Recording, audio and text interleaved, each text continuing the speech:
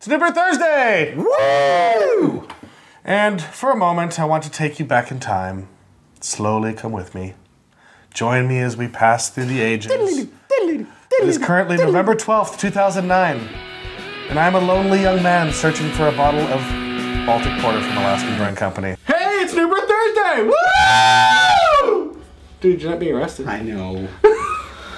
God. Officer, I'm not reaching for a gun. I'm reaching for a beer. Right on. Reaching for a beer. Reaching for a beer. Okay. Anyway, speaking of beer, today we are doing Victory Brewing Company's Baltic Thunder. Now, if you follow us on Twitter, which you should be following us on Twitter, yeah, and definitely. that's twitter.com/Unibroue Thursday. Yes. What beer should we have been doing, Brad? Should have been doing the Alaskan Baltic Porter. And to the Alaskan Brewing Company, I'm really sad. I wanted to do I love the Baltic Porter. It's one of my personal favorite porter beers. I was looking forward to trying. Yeah, I wouldn't know. I read up on it. Yeah. But apparently, we were lied to by this woman at a liquor store, and she told us that they had it. And but they didn't. They had the smoked porter, which is also a very tasty beer. But since I had already bought the pairings for a Baltic style porter, we had to go with a different beer. So we're drinking Victory tonight. I am also a fan of the Victory Brewing Company. I met their head brewer at the Stone anniversary party, actually. Oh, really? Very nice guy. Why couldn't you find it? Because it is limited release. And they stopped making it in 2009. Yes, they did. So, but I had had a bottle a few weeks earlier. In 2009. And I ate cheesecake with it. And it was one of the most amazing experiences ever. And I told John, and at the time Brad, because Matt was still just a little spermatozoa in the craft beer world. No, I think he was a full-fledged baby. Full-fledged baby. He was a baby. Or at least a toddler. Get in my belly. You guys even know that I existed. How are you like judging my my natal Never mind him. status? He doesn't count right now because it's 2009 and he doesn't exist. Pretend Brad's here. Brad's actually in LA today too. I'm Brad Should have had him Kohlenberg. over for the show. Anyway, diverging.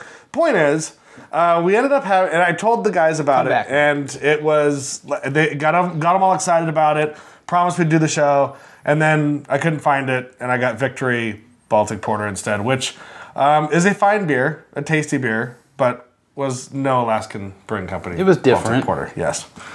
So still a good Baltic Porter, because Baltic Porters are not easy to make. Do you want to do the honors? 3 years later, Alaskan Brewing Company finally releases this decadent treat once again. And if you've never heard of Alaskan Baltic Porter, open mind so I can read the bottle. Thank you.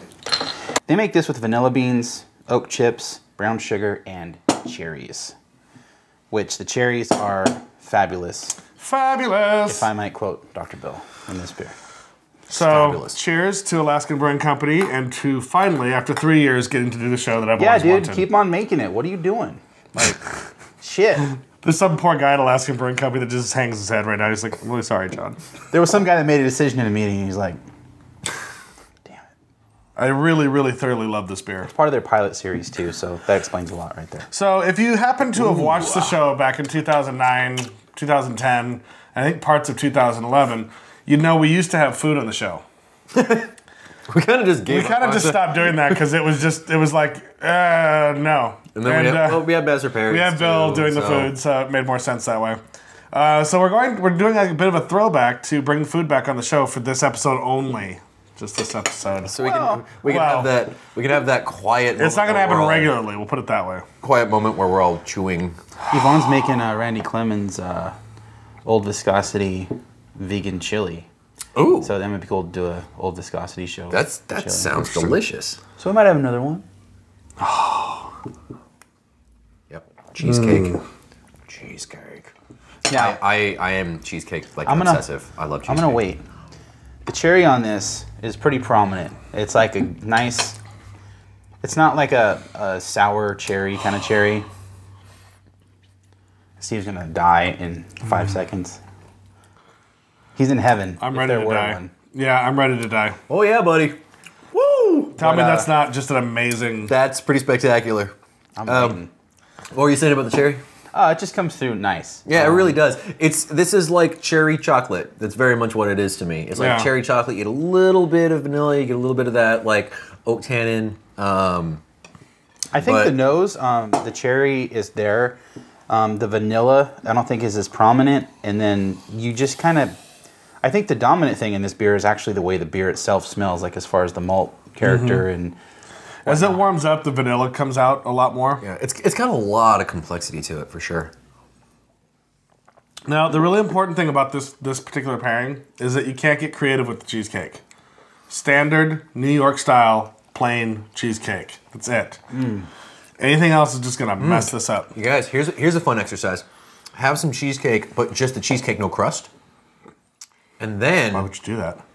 Well, it might bring out different parts of the beer because you're not That's getting exactly that right, because- maltiness from the crust. and then you get like, because with the crust you get a little bit of like cinnamony like spice character. It's a really interesting kind of the way that the spiciness of the, or not spiciness, but that cinnamon nutmeg kind of quality from the crust really kind of pops. Well, since you're stealing all the crust, I guess I'll have this piece here that won't have any crust underneath it. I will I was say, doing you a favor. You were, and I appreciate that. yeah, I broke You're the always crust on thinking that about part. me. That was my fault. Just eating the cheese part or the cake part without the crust definitely makes this beer like really, really sweet. Like it just, I think that's really all I mean, aside from some little flavors here and there, it just, with the crust, oh, it's badass. Now I remember the other reason we stopped doing food of the show is that we never talk. We just sit and eat. Just sit and go. Oh my god, it's so amazing. Masticate. We masticate openly. So Yeah, sorry about that. sometimes you Good. gotta masticate. That's all I'm saying. I masticate like 3 times a day. Apparently, it's good It's for the prostate. I think it's definitely better with the crust though. It's the whole, Masticating. yeah. That's kind of Crustiness gross. is not something you want while masticating. Or after. Oh my. This All has right. really gone down the tube. Yeah, I mean- Let us shoot off to another awesome pairing that you can watch. We're going to pun shoot off intended. after masticating. Oh wow! See, you know you can't say anything around these guys. Dirty, you dirty whore. It's All right. right there. Yeah. Sometimes your just because the door's home open on doesn't Whore mean you have to Island. walk home to your whore island. Whore. All right, so We're going to Master Pairings? yeah, you guys go to Master Pairings. Shoo, run away.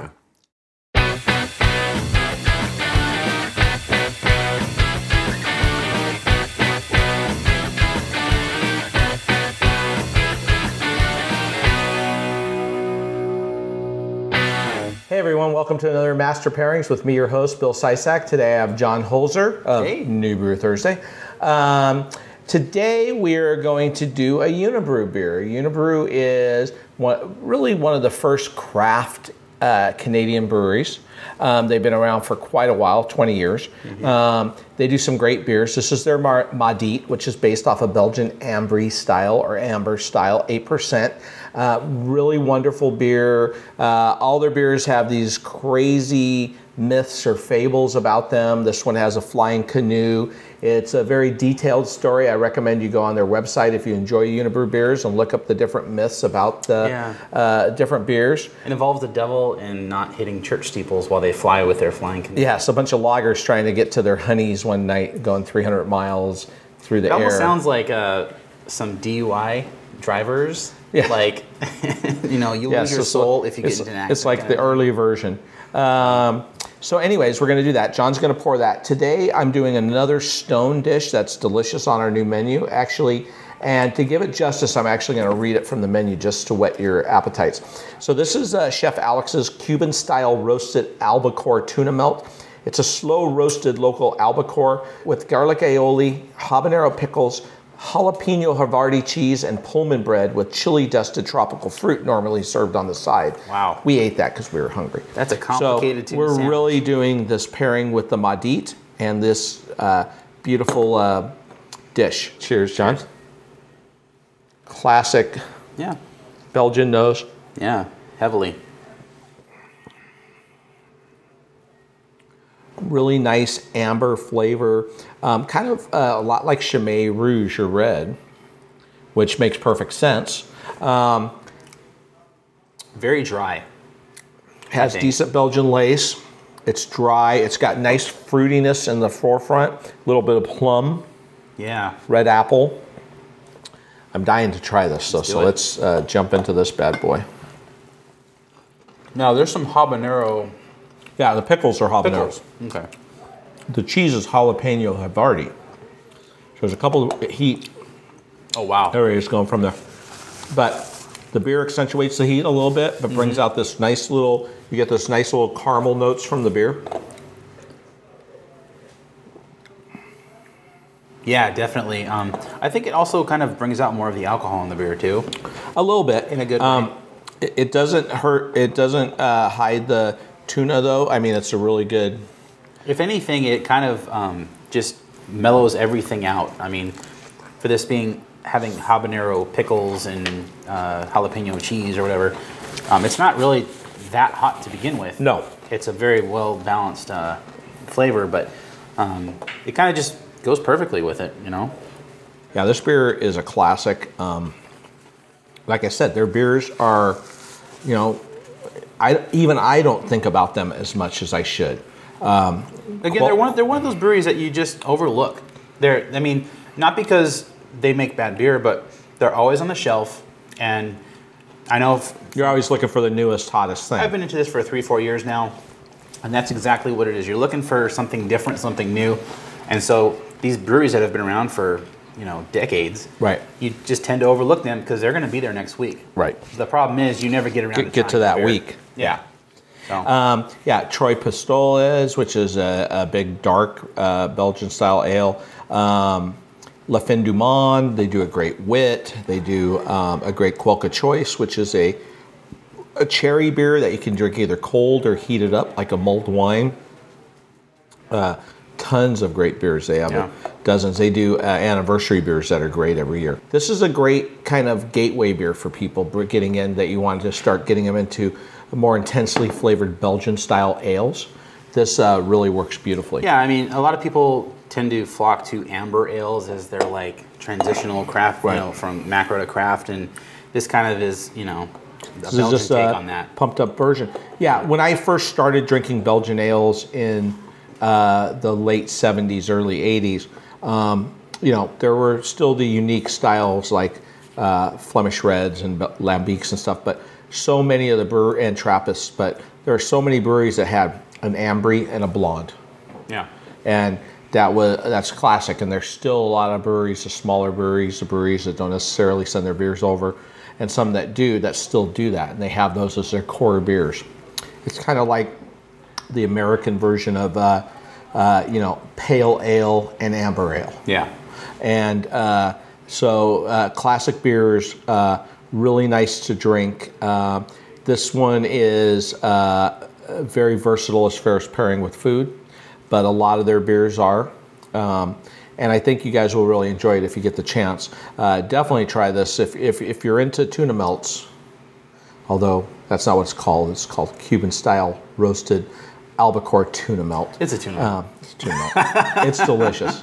So I highly recommend it. It's one of my guilty pleasures that I have at Stone. I'm glad you enjoyed it, John, and I'm glad you came on the show. Cheers. Thanks, Bill. Thanks, everybody. Thoughts on this particular beer versus other Baltic Porters that you've had? Because to me, this particular Baltic Porter is unique in and of itself. I've never had a Baltic Porter that steps up the way this one does. That really, to me, this beer defines the style of Baltic Porter. I would disagree with that. You got to keep in mind there's adjuncts in here. Yeah, that's the thing. There's a lot going on with this. I mean, there are certain Baltic Porters that are actually from the Baltic region of Europe. Right. But we're not in the Baltic Porter region of Europe. We can still buy them. Well, not in the Baltic region. Alaska Brewing Company can see Russia from their backyard. That's not the Baltic region. I don't know if they want to align themselves with certain people who have said that. So I know I wouldn't. So as far as being a classic example, not at all. Obviously, it's a great beer. It's really, really well made. I think it's a nice spin on it because, like you said, the malt character is obviously the most prominent part of it. And so I like how they have formulated it so those little extra additions that they're doing are just enough. I mean, you're not drinking just cherry in your face. No. You know what I mean? And it's nice how they've been able to balance out, those extra little additions. Man, and now it's just really smooth. Yeah, as it warms up, it just does so many wonderful things. The vanilla's coming out more now. I would call the this vanilla and the cherries just kind of hold hands and dance together. Like, this is a good half-hour experience if you're going to do it. Seriously, Yeah. I think we're probably going to stay safe and drink beer, and then like stand here for another 20 minutes just doing it. Like that's a good point too, because this is like this kind of a dessert pairing. Anytime you do a dessert pairing like this, you know, you're not going to gobble up your dessert and chug the beer. It's not something you can. Yeah, down like at all. you definitely want to experience the beer through the different levels of the temperature. Experience the dessert through each of those levels because the mouthfeel is going to be affected. The overall flavor profile of the beer is going to be affected. Not so much that you'll fall outside of the pairing, but enough that different aspects of it will be enhanced. Because like throughout the point of the show, like at first, like John said, the cherries were intense at the beginning. And it was like cherries with cheesecake, and that works. Then the vanilla started to pop up, and it was like vanilla with cheesecake. Obvi. And then the wood starts to come up, and you get that oak characteristic. I've been getting some more wood. And it's like, and all of them just start dancing together, and you're adding the cheesecake to it. It's like this wonderful foursome in your mouth. Yeah. Yep. Good on you. The longest route to get to that particular line. Is this what we were coming to? Like, He was definitely coming too. Oh, yeah, I knew I bad was taste. Okay, so anyway, December 8th, we're going to be at Total Wine, Huntington Beach. You'll want to be there because it's going to be awesome. There's a Facebook event for it, so come and RSVP. Let us know you're coming. I actually looked it up on the Total Wine website, and there was like a picture of us. Yeah, I thought it was this pretty screen cool. capped a picture of us. I was like, oh, awesome. Yeah. I liked that page, but then it just said, oh, you like Total Wine, the website. I was like, oh. I mean, I like Total Wine, the website, obviously. Yeah, I would hope. But yeah, we're going to be there filming a show. Filming a show, doing a meet and greet afterwards. Probably fun. bring a couple of t-shirts to give away and a couple of stickers and patches and whatnot to give away. If I have my way, then we're going to bring the gun for the t-shirts because there are going to be so many people there. Obviously, it's Rest assured that Matt will not have his way. Now, we were going to be having our anniversary on December 15th. That got moved to December 14th. Then I It was is on the informed 14th. that it's not on the 14th. Because apparently We've had- Fat Mike has ruined my anniversary party. Hey, he doesn't Whatever. do anything.